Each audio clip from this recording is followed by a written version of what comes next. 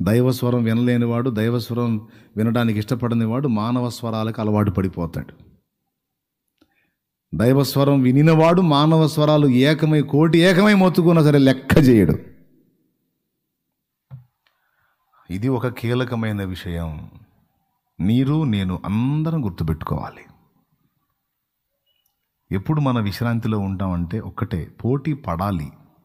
దేనిలో పడాలంటే ఇతరులతో పోల్చుకోవాలి. దేనిలో పోల్చుకోవాలంటే భక్తి విషయంలో, ఆత్మీయత విషయంలో, దేవుని సేవించే విషయంలో, దేవుని మహిమపరిచే విషయంలో, ప్రజలకు మేలు చేసే విషయంలో భక్తులతో పోల్చుకోవచ్చు.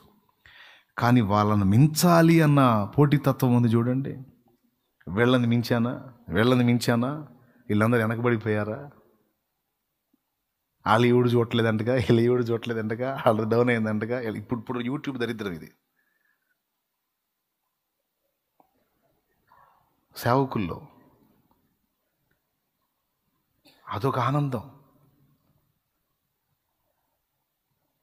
సెన్సిటివ్ పాయింట్ని టచ్ చేస్తున్నా, అర్థమయ్యే వాళ్ళందరికీ అర్థమయ్యిద్ది. దేవునికి స్తోత్రం, హల్లెలూయా. అర్థమైందా? ఇదొక సైలెంట్గా మనల్ని పాడు చేసే విషయం అన్నమాట. అవసరంలా. ఇతరుల కంటే మనం వెనకబడితే వచ్చిన నష్టం ఏంది?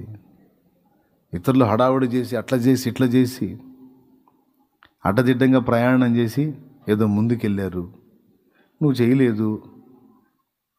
పోరాటం నియమ ప్రకారం పోరాడాలని నీతి నియమం కలిగి నువ్వు నీ హద్దుల్లో నువ్వు ఉండి దేవుని క్రమంలో క్రమశిక్షణలో వర్క్ చేశావు. కాస్త అడ్డదిడ్డంగా అడుగులు వేసినోడు వెళ్ళిపోయాడు ముందుకి. జనం వాటికి బ్రహ్మరథం పట్టారు, జేజేలు పలుకుతున్నారు, నీకు పలకలేదు. ప్రాబ్లం ఏంటి? మెచ్చుకోవాల్సింది యేసయ్య కదా, తండ్రి కదా.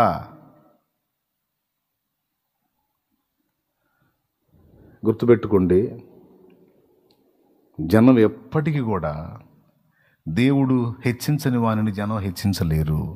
జనం ఒకవేళ హెచ్చించినా అది నిలబడదు. అర్థమైందా? ఒక హెచ్చింపును కలిగించి దాన్ని స్థిరపరచాలన్న దేవుడే, అక్కడి నుంచి నెట్టేయాలన్న దేవుడే. అది పర్మనెంట్.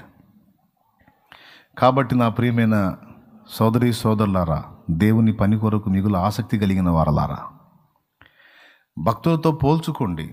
డేవిడ్ బ్రైనార్డ్ త్యాగంతో పోల్చుకొని ఇంకా ఎక్కువ త్యాగం చేసి దేవుని సంతోషపెట్టడానికి పోల్చుకోండి. ఇంట్రెస్ట్ ఉంటే రాసుకోండి. దేనికి పోల్చుకోవాలో, దేనికి పోటీ పడాలో చెబుతున్నాను నేను. సేవా మార్గంలోకి వచ్చిన తర్వాత వాళ్ళతో వీళ్ళతో పోల్చుకొని నేను వెనకబడిపోతున్నానని, నీరు గారిపోతున్నానని, జనం నన్ను గుర్తించట్లేదని, నిన్నగా మొన్న వచ్చిన వాళ్ళు ఇలా హైలైట్ అయిపోతున్నారు, నేను ఎప్పటి నుంచో కష్టపడుతున్నాను, నన్ను ఎవడో పట్టించుకోవట్లేదని ఓరే నాయన అంత ఏడుపు కాదు. వాటిని దరి చేరనియొద్దు. నిన్ను చూడాల్సింది ఒక్కడే, నా ప్రభు అయిన యేసు, పరలోక తండ్రి. డేవిడ్ బ్రైనార్డ్ ఎవరితో పోల్చుకున్నాడు? ఎవరిలాగా చేయాలనుకున్నాడు? ఎవరితో పోల్చుకోవాలా? నజరేయుడు యేసును చూశాడు, అపోస్తలుడైన పౌలును చూశాడు.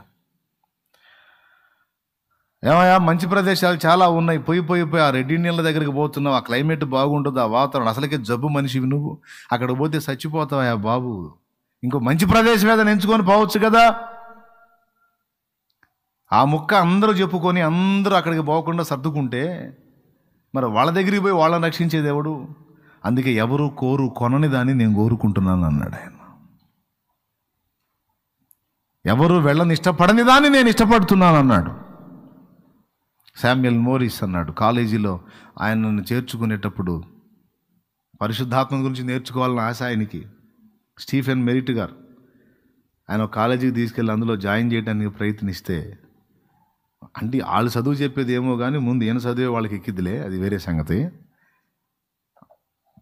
ఆ కాలేజీలో ఆయన జాయిన్ చేసుకోవడానికి, అయ్యా మీకు ఏ గది కేటాయించమంటారు అని అడిగితే సింపుల్గా చెప్తాడు, ఎవరు వాడు కొనని గది, ఎవరు ఇష్టపడని గది ఏదైనా ఉంటే అది ఏంటి సార్ నాకు, ఎవరు వాడని ఇష్టపడని గది ఏదైనా ఉంటే నాకు ఇప్పించండి సార్ అంటాడు. దేవునికి స్తోత్రం కలుగును గాక, హల్లెలూయా. తగిన కాలమందు దేవుడు మిమ్మును హెచ్చించున్నట్లు ఆయన బలీయమైన చేతి కింద దీన మనస్కులై ఉండండి అన్నాడు. ఇది ఎంత కీలకమైన మాట. పేతురు రాసినటువంటి మొదటి పత్రిక 5వ అధ్యాయము 6-7 వచనాలు.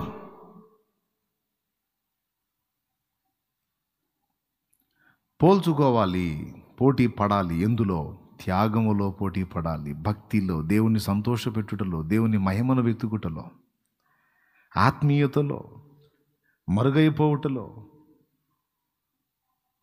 పోటీ పడాలి. ఎందులో పోటీ పడాలి? ఆయన డేవిడ్ బ్రెనార్డ్ గారు ఎంత త్యాగం చేశాడు. నేను కూడా అంత త్యాగం చేయగలుగుతున్నానా? ఇక్కడ పోల్చుకోవటం అవసరమే. ఆ భక్తులంత సమర్పణ నాకుందా? వాళ్ళంత నీతి నియమాలతో నేను ప్రయాణం చేస్తున్నానా? వాళ్ళంత త్యాగం చేస్తున్నానా? వాళ్ళంత శ్రమ పడుతున్నానా? వాళ్ళలాగా నేను మరుగై ప్రభువుని మహింపరుస్తున్నానా? వాళ్ళలాగా అహర్నిశలు నా ప్రభువు మహిమను వెతుకుతున్నానా? అక్కడ పోలిక అవసరమే. ఇంకా అవకాశం ఉంటే అంతకు మించిన త్యాగం నేను చేయాలి. మొన్న విన్నాం కదా, అశోక్ అన్న చెప్పాడు జాన్జీ పేటన్ గురించి. అది ఏం త్యాగం! భార్య చనిపోతే తింటాం ఈరా బాబు అని అడుగుతారు వాళ్ళు, నరమాంస భక్షకులు. బిడ్డ చనిపోతే తింటాం, ఎటు కూడా చచ్చిపోయాడుగా, మాకేమేం తింటామంట. తన భార్య దేహాన్ని, బిడ్డ దేహాన్ని తినడానికి ఇష్టపడినటువంటి వ్యక్తులను ఆయన రక్షణలోకి నడిపించడానికి తన జీవితాన్ని పణంగా పెట్టేస్తాడు. జాన్జీ పేటన్ వాళ్ళ జీవితాల్లో ఒక వెలుగు జ్యోతిగా మారాడు ఆయన. భక్తులు చేసినటువంటి త్యాగాలలో, సమర్పణలో మనం పోల్చుకోవాలి, పోటీ పడాలి. పరిశుద్ధాత్మ చెప్తున్న సంగతి ఇది. దేవునికి మహిమ కలుగునుగాక. అంతేగాని ప్రజల చేత గొప్ప అనిపించుకోవడానికి వాడెలా గొప్ప అనిపించుకున్నాడు, వీడెలా గొప్ప అనిపించుకున్నాడు, వీడెలా ఘనత పొందాడు, ఈమె ఎలా ఘనత పొందింది, ఆమె వేసిన డ్రెస్ ఎలా ఉంది, ఏమో ముఖం ఎలా ఉంది, ఏం చేసిన హైబ్రోస్లు ఎలా ఉన్నాయి, ఏం ఫేస్ని ఏ టైప్లో డిజైన్ చేసింది, ఏమి ఎలా కనపడుతుంది, ఆమె ఎలా కనపడుతుంది. మనం కూడా కాస్త అట్ట కనపడకపోతే అట్ట, మనం కూడా కత్తట్ట. మా ప్రియమైన బిడ్డలారా, ఇలాగ మనుషుల వైపు చూసే వాళ్ళతో దేవుని పని జరగదు. జరగకపోగా వాళ్ళ వల్ల జరిగే దేవుని పని పాడైపోతుంది. ఎంతమందికి అర్థమవుతుందో ఏమో. నో అది లక్ష్య పెట్టొద్దు. దేవుని మహిమను వెతకడానికి, అవసరమైతే ప్రజలు నీ మీద కిరీటం పెట్టడానికి ముందుకు వస్తే ఆ కిరీటాన్ని ప్రభు చేతికి అప్పచెప్పేసి, నాకు యేసు పాదాలు చాలు. కమ్మని విందులు నాకు వలదు, క్షణిక ఆనందాలు నాకు వలదు. కమ్మని విందులు నాకు వలదు, క్షణిక ఆనందాలు నాకు వలదు. కీర్తి కిరీటాలు నాకు వలదు, కీర్తి కిరీటాలు నాకు వలదు. కలల సంచారాలు నాకు వలదు, భ్రమల సంచారాలు నాకు వలదు.